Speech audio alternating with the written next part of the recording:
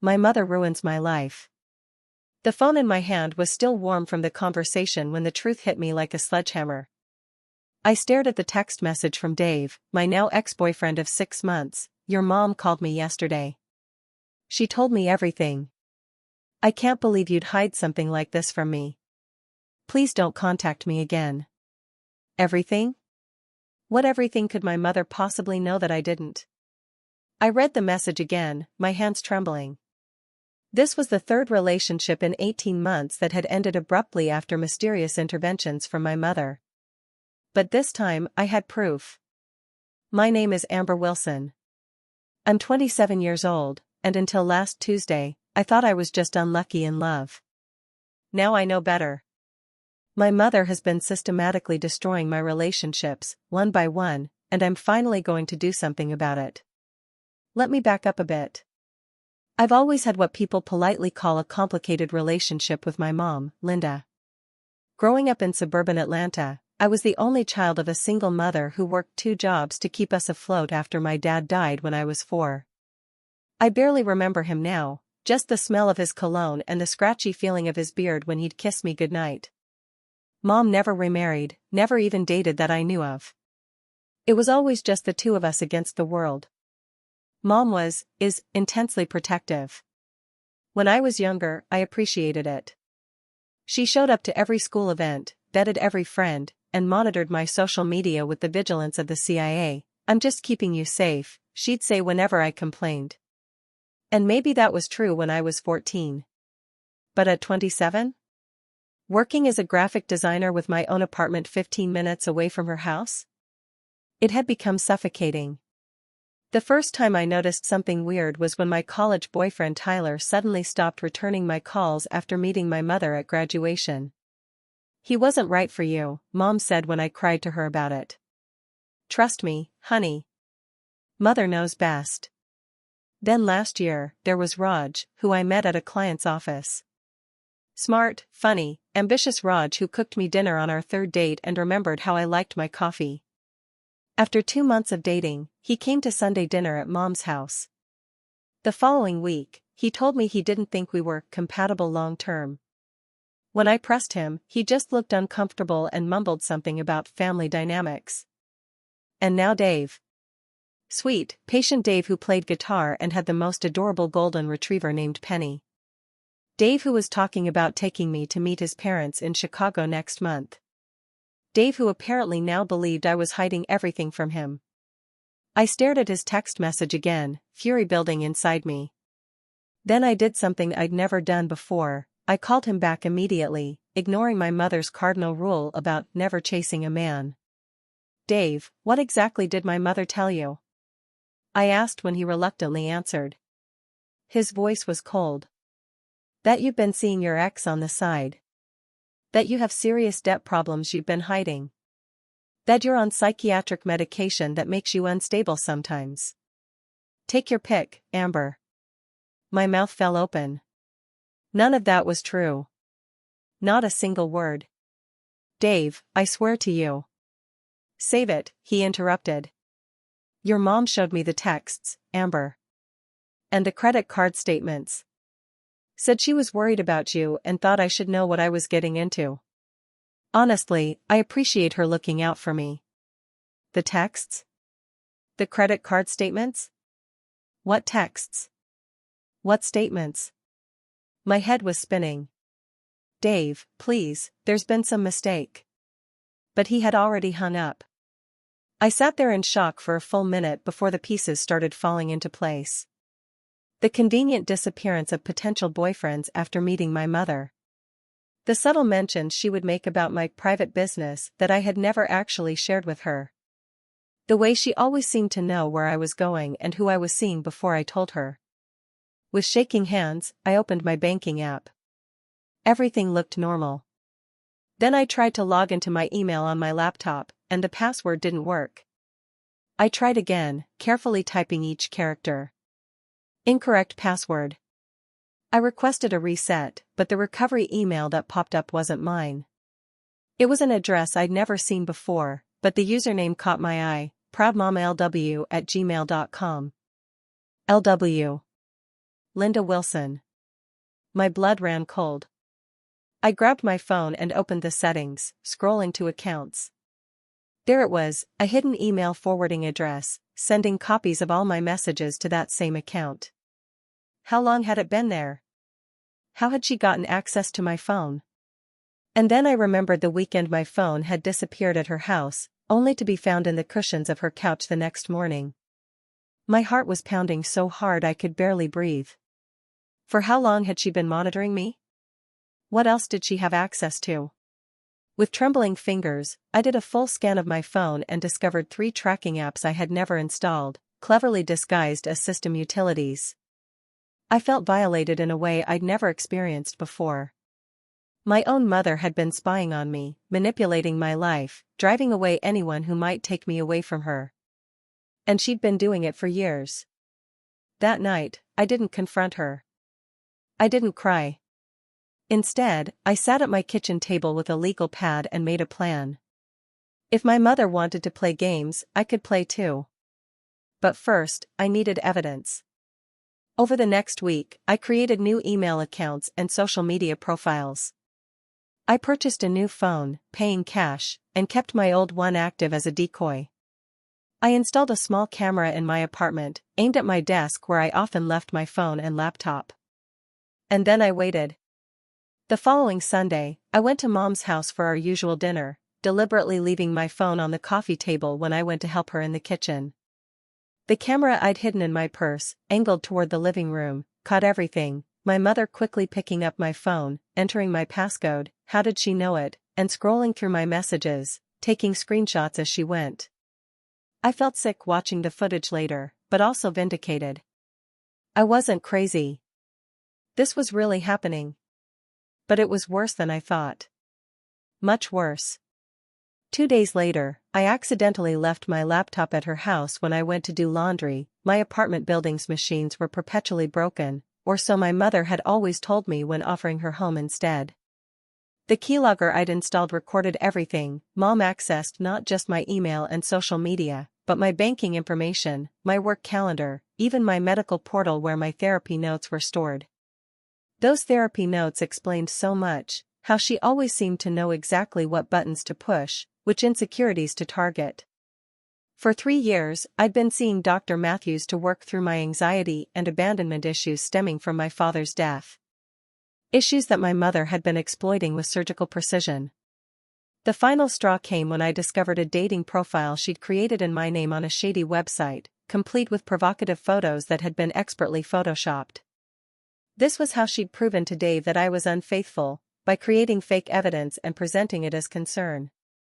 I spent another week gathering evidence, documenting everything. Then I developed 3 distinct plans for how to confront her and break free from her control. But before I could implement any of them, something unexpected happened. I met Charlie. Charlie Henderson moved into the apartment across the hall from mine.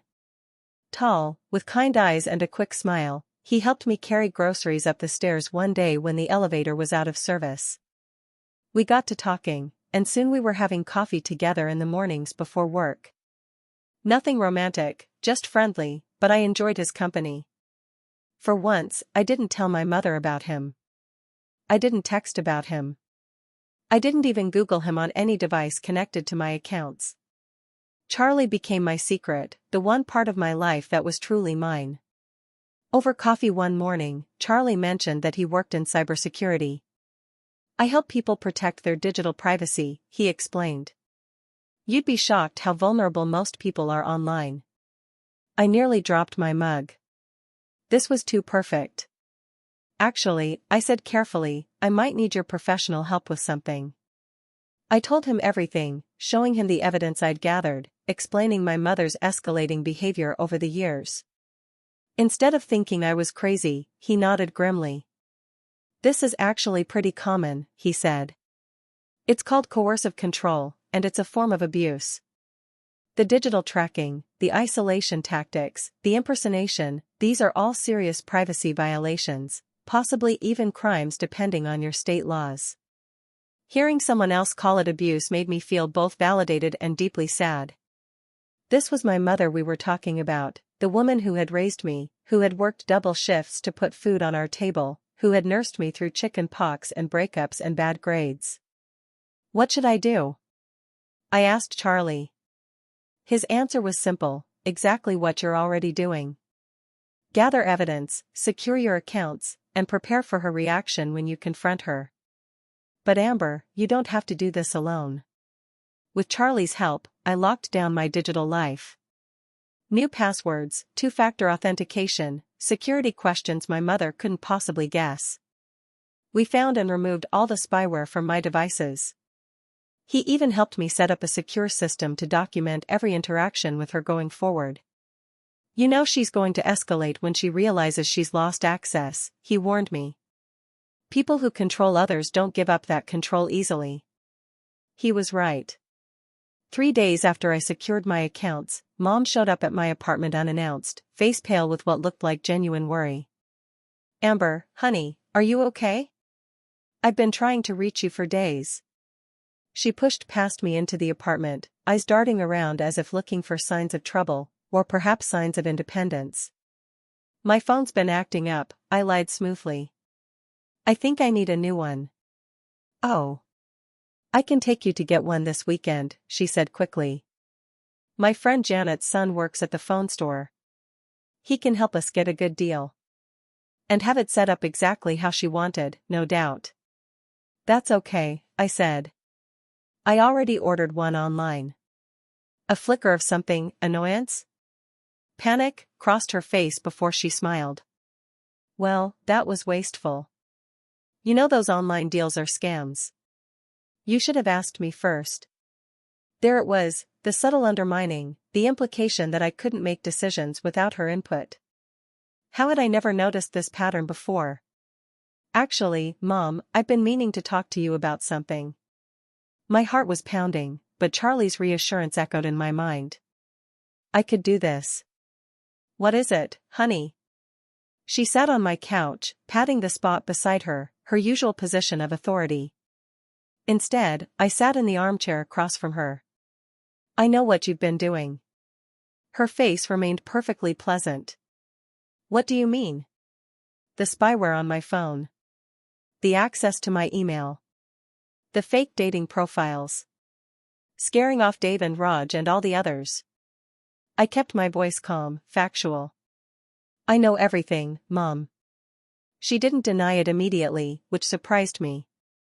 Instead, she studied me for a long moment, her expression unreadable. I don't know what you think you know, she finally said, but everything I've ever done has been to protect you. Protect me from what? Having relationships? Being independent? Living my own life? You don't understand what the world is like. She leaned forward suddenly, intensity radiating from her. Men will use you and leave you. Friends will betray you. I'm the only one who has always been there, who will always put you first. By lying to me? By manipulating me? By isolating me from everyone else? My voice cracked despite my determination to stay composed. That's not love, Mom. That's control. Her face darkened. After everything I've sacrificed for you, this is how you speak to me? Who filled your head with these ideas? Is there a new boyfriend I don't know about? I didn't take the bait. This isn't about anyone else. This is about you and me, and what happens next. What happens next, she repeated, her voice dangerously soft. And what exactly do you think happens next, Amber? I took a deep breath and laid out my terms. She would respect my privacy. No more tracking, no more interfering in my relationships. We would begin family therapy together, or we would have no relationship at all. The explosion that followed was both exactly what I expected and worse than I could have imagined. She cried, she raged, she guilt-tripped. She threatened to cut me off financially, though I had been independent for years. She claimed I was mentally unstable, rich, coming from her. She even threatened to tell my boss about private issues that might affect my work performance. Through it all, I stayed calm, the hidden camera in my bookshelf recording everything. I love you, Mom, I said when she finally ran out of steam. But this relationship has to change, or it can't continue. She left without resolving anything, slamming my door so hard that Charlie texted to ask if everything was okay. I was shaking but proud of myself. Step 1 complete. What I didn't expect was what she did next. The following day, my phone exploded with concerned messages from family members, distant relatives, even old high school friends. Apparently, my mother had posted a long, tearful plea on Facebook, claiming I was suffering from some kind of breakdown, possibly drug-related, and had turned against the family under the influence of dangerous new friends. She had painted herself as the worried mother, desperate to save her troubled daughter. It was masterful manipulation. Anyone who didn't know the full story would naturally take her side. Some relatives sent me praying for you messages. Others demanded I apologize to my poor mother. My Aunt Karen called to lecture me about family loyalty. None of them asked for my side of the story. I should have anticipated this.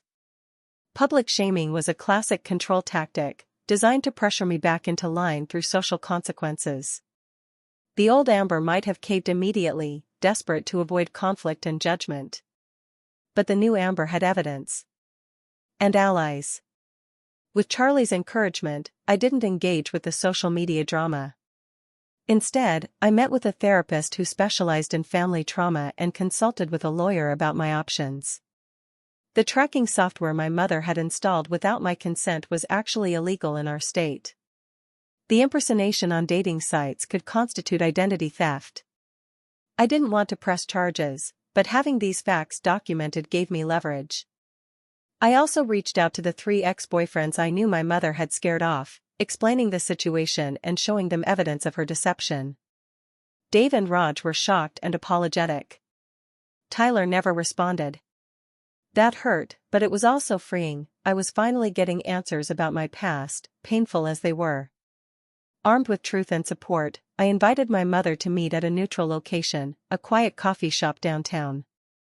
To my surprise, she agreed immediately. She looked smaller somehow when she arrived, more fragile than I remembered. For a moment, doubt crept in. Was I being too harsh? Was I misunderstanding her intentions? Then I remembered the recordings. The fake profiles. The years of manipulation. I've been doing some thinking, she said before I could speak, her voice unnaturally subdued. And I realize I may have been a bit overprotective. This was not what I expected. I had prepared for more anger, more accusations, not this apparent concession. Overprotective doesn't begin to cover it, Mom, I said carefully. What you've done goes far beyond normal parenting. She nodded, eyes downcast. I know it seems that way to you. But Amber, you don't know how dangerous the world can be. After your father died. This isn't about Dad, I interrupted, sensing her trying to redirect to familiar emotional territory. This is about you violating my privacy and sabotaging my relationships. She flinched but continued. I admit I've made mistakes. But everything I did out of love. You're all I have, Amber. The guilt trip again. But something in her demeanor seemed genuinely remorseful. Could she actually be recognizing the harm she'd caused? I'm willing to try family therapy, she said, surprising me again. If that's what it takes to repair our relationship. Relief flooded through me. Maybe this would be easier than I'd feared. Maybe she really did want to change. We set up an appointment with a therapist for the following week. Mom hugged me when we parted, holding on a beat too long. I love you, sweetheart. More than anything in this world. I love you too, Mom, I said, and I meant it, despite everything. I should have known it wouldn't be that simple. The night before our therapy appointment, I got a text from an unknown number, check your email now. Confused, I opened my inbox to find dozens of notifications. Someone had used my email address to sign up for dating sites, porn subscriptions, and political mailing lists. My work email was being spammed with inappropriate content that could get me fired if my boss saw it. Then came another text, this is just the beginning. Back off or I'll destroy everything you care about. My first thought was that my mother had escalated dramatically. But the more I studied the messages, the less it seemed like her style. Mom was manipulative, but she'd never been overtly threatening like this. I called Charlie in a panic, and he came right over, bringing his laptop and cybersecurity expertise.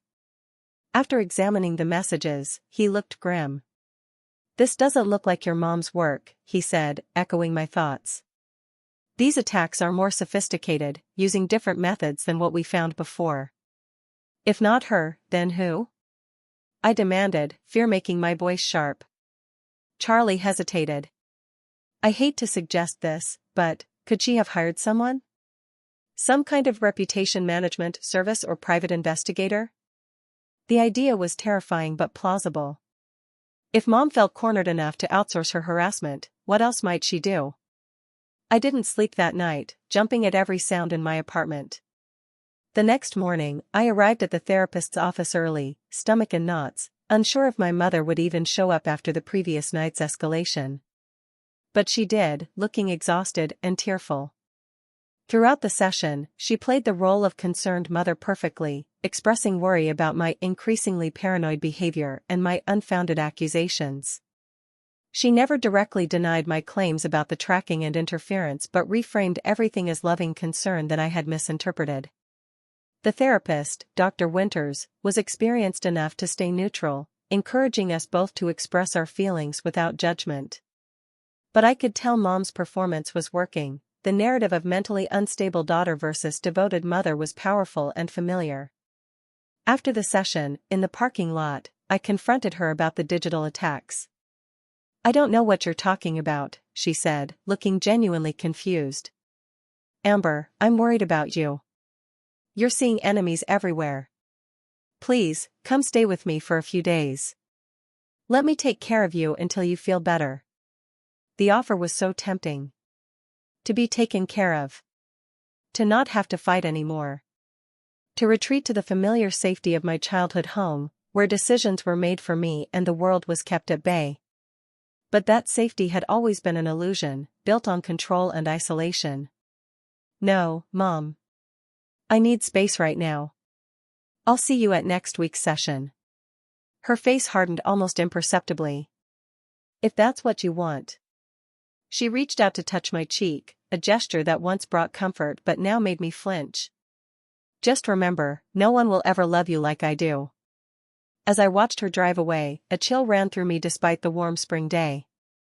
Something about her parting words felt less like affection and more like a threat. That night, the digital attacks stopped as suddenly as they had begun. Instead, something stranger happened. My phone rang at exactly midnight, an unknown number. "Hello?" I answered cautiously. "Amber?" A man's voice, vaguely familiar. "It's Tyler. Tyler Martinez from college." Tyler, my first serious boyfriend.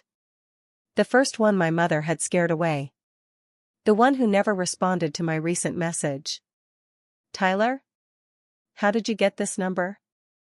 "I'd changed my number twice since college." "Your mom gave it to me." His voice sounded odd, distant somehow. "She reached out today, said you were in trouble. Said you needed to hear from me." My blood ran cold. "What exactly did she tell you?" "That you've been asking about me. That you never got over our breakup. That you're having some kind of breakdown." He paused. "Is that true, Amber? Are you okay?" I gripped the phone tighter. "Tyler, why did you break up with me?" "The real reason." He was quiet for so long I thought he'd hung up. "Your mom told me you were cheating on me. Said she found you with someone else when she came to surprise you at school."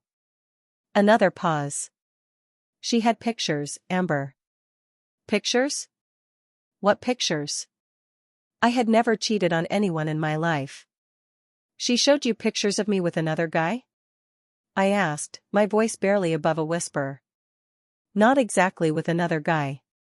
But coming out of his dorm room, looking, you know." "And she had your texts to him?" "Fake texts. Doctored photos. Just like with Dave." "Tyler, I never cheated on you." those were fake. My mother has been manipulating my relationships for years. He was silent again. Then, that's hard to believe, Amber. I know. But it's true. Why do you think she reached out to you now, after all these years? She's trying to reinforce her story because I'm finally standing up to her. I could hear his breathing on the line as he processed this. She did say some other weird things, he finally admitted. Asked me to tell you that mothers and daughters should stick together and that outsiders never understand family bonds. It seemed intense. Those were messages for me, not him. She was using Tyler as a conduit, reminding me of her reach, of how she could access parts of my life I thought were long gone. After I hung up with Tyler, I sat in the dark of my apartment, trying to make sense of my mother's strategy. Why dig up a college boyfriend after all these years? What was she hoping to accomplish? The answer hit me with sickening clarity. She was reminding me of her power. Showing me that no relationship in my life was truly beyond her influence. That she could rewrite my past as easily as she could control my present. Two could play at that game. The next morning, I called my mother's oldest friend, Susan, who had known her since high school. I had always liked Susan, who sent me birthday cards with $20 bills well into my 20s and never forgot to ask about my art projects when I was younger. I need to ask you something about Mom, I said after some small talk. Did she ever date anyone after Dad died? It's just, I've been thinking a lot about family lately, and I realized I know so little about her life during those years. Susan hesitated. That's really something you should ask your mother, dear. I've tried, but she always changes the subject. Please, Susan. I'm trying to understand her better. Another pause, then, there was someone. About 5 years after your father passed. His name was Robert, and they were quite serious for a while. This was news to me. What happened? I'm not entirely sure. Linda was very private about it. But I remember she was heartbroken when it ended. Said something about him not understanding that you had to come first, always. A relationship I'd never known about, ended because of me, or rather, because of my mother's obsession with me. The puzzle pieces were shifting again. I spent the next few days digging deeper into my mother's past, calling old family friends, even contacting my father's brother Uncle Steve, who lived in California and had drifted away after Dad's death. The picture that emerged was disturbing. My mother hadn't always been this way. After my father's sudden death, a car accident I had always been told was caused by a drunk driver, she had changed dramatically. The warm, social woman people remembered had withdrawn into intense focus on me, her only child. Friendships had fallen away. Job opportunities that might take time away from me were declined. Potential relationships were sabotaged. But the most shocking revelation came from Uncle Steve. The accident wasn't exactly how Linda describes it, he said hesitantly when I pressed for details. Tom, your dad, he was the one who'd been drinking that night. Just a few beers at a work event, but enough to be over the limit. He lost control on that curve by the river. My father had been the drunk driver? My mother had always told me he'd been hit by someone else. Why would she lie about that? I asked, stunned. To protect his memory, I guess. And to protect you from the truth. Linda couldn't bear the thought of you knowing your father made such a terrible mistake. Uncle Steve sighed heavily. After that, she became obsessed with controlling everything in your life. I tried to tell her it wasn't healthy, but she shut me out. Said I didn't understand what it meant to be a parent. My mother's controlling behavior wasn't just about keeping me close, it was about keeping me safe from what she perceived as a dangerous, unpredictable world. A world that had taken her husband through one bad decision. She wasn't just manipulative, she was traumatized, terrified of losing me too. This didn't excuse her actions, but it helped me understand them in a way I never had before. Armed with this new perspective, I approached our second therapy session differently. Instead of listing grievances, I asked questions. About Dad. About the years after his death. About her fears. At first, she was defensive, sticking to familiar scripts about protection and maternal love. But when I gently mentioned Robert, the boyfriend I'd never known about, something cracked in her carefully maintained facade.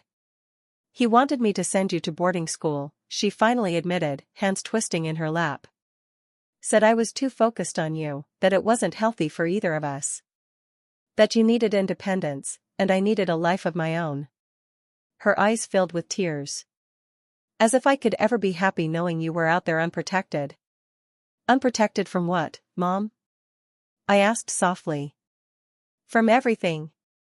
Her voice rose in anguish. "From drunk drivers and manipulative men and false friends and bad decisions and," she broke off, sobbing. Dr. Winters handed her a tissue, giving her space to collect herself before asking, "Linda, do you think perhaps some of your fears for Amber stem from how you lost her father?" My mother's head snapped up. "What do you mean?" I took a deep breath. "I know about Dad's accident, Mom. That he was the one who had been drinking." She went very still. "Who told you that?" "Uncle Steve." "Steve had no right." Her voice was cold with fury. "He never understood our family." "But is it true?" Her silence was answer enough. Dr. Winters leaned forward. "Linda, it sounds like you experienced a traumatic loss that fundamentally changed how you view the world and your role as a mother. That's understandable. But the methods you've used to cope with that fear, controlling Amber's life, cutting her off from relationships, those have become harmful." For a moment, I thought my mother might storm out. Her body was rigid with tension, her face a mask of denial. Then, something remarkable happened. She deflated, all at once, as if a weight she'd been carrying for 23 years had suddenly become too heavy. "I just wanted to keep her safe," she whispered. "I promised Tom as he was dying that I would never let anything happen to our little girl. That I would protect her from everything that could hurt her." She looked at me, really looked at me, perhaps for the first time in years. "But you're not little anymore, are you?" "No, Mom," I said gently. "I'm not. And you can't protect me from life." We cried together then, mourning different things, I for the relationship we might have had without fear's distortion, she perhaps for the control she was finally realizing she had to relinquish. It wasn't a magical fix. In the weeks that followed, there were setbacks. Mom accidentally showed up at restaurants where Charlie and I were having dinner. She sent links to news articles about identity theft and digital privacy with pointed comments about trusted friends who turn out to be predators. Old habits died hard. But there was progress too. She agreed to her own individual therapy, specializing in grief and trauma. She deleted her fake email accounts and gave me space to rebuild my digital privacy. When I confronted her about the harassment texts, she genuinely seemed not to know about them. It turned out Charlie's initial suspicion was partly right. She hadn't hired someone, but her desperate online searches for how to monitor adult daughter and how to protect family from outsiders had attracted the attention of some shady family protection services that had taken it upon themselves to help her cause through intimidation. 6 months later, I sat in my apartment with Charlie, scrolling through apartment listings in Seattle. A design firm there had offered me a dream job, and I was ready for a fresh start, 3,000 miles from Atlanta. "Do you think she'll try to stop you?" Charlie asked, knowing how far my mother had come but also how fragile that progress remained. "She'll hate it," I admitted. "But I think she'll accept it." When I told her over dinner at her house the following weekend, she did cry. She did list all the reasons Seattle was dangerous: earthquakes, serial killer history, tech bros. That last one made me laugh despite the tension. She did offer to help me find something comparable closer to home. But in the end, she also helped me pack. She researched safe neighborhoods and sent me listings. She even bought me a high-end security system for my new place, a gesture that managed to be both supportive and slightly controlling in a way that was so quintessentially her that I couldn't help but accept it with grace. The day before my flight, she handed me a small box. Inside was my father's watch, the one possession of his I'd always admired as a child. "He would be so proud of you," she said, her eyes bright with unshed tears. Braver than either of us ever were. Mom. Let me finish, please. She took a deep breath. I was wrong, Amber. The way I treated you, the things I did, they weren't protection. They were control. And they came from my fear, not my love. She squeezed my hands. I'm working on separating those things now. Loving you without controlling you. It's the hardest thing I've ever done, but you deserve that from me. I hugged her tightly, feeling something shift between us, not a complete healing, not yet, but the foundation for one. A mother and daughter finding their way to a new relationship, eyes open to the past but focused on a different future. Today, I live in Seattle. I work at that design firm. I date occasionally, not Charlie, we decided we worked better as friends. My phone has no tracking software. My email has no secret forwarders. My life is finally, truly my own. Mom visits every few months. Sometimes it's tense. Sometimes she slips into old patterns. But mostly, we're learning how to be family without the suffocation of control. Yesterday, she called to tell me she started dating someone, a professor she met in her grief support group. She sounded nervous, as if I might disapprove. I told her I was happy for her. And I am. Because I've learned something important through all of this: the people who love you should want you to be free. Any love that builds cages instead of wings isn't love at all, it's fear wearing love's mask. It took 27 years, one meddling mother, 3 sabotaged relationships, countless therapy sessions, and a cross-country move, but I finally understand the difference. The E&D. If you liked the story, subscribe to our channel and share your impressions in the comments. We try to post new stories every day.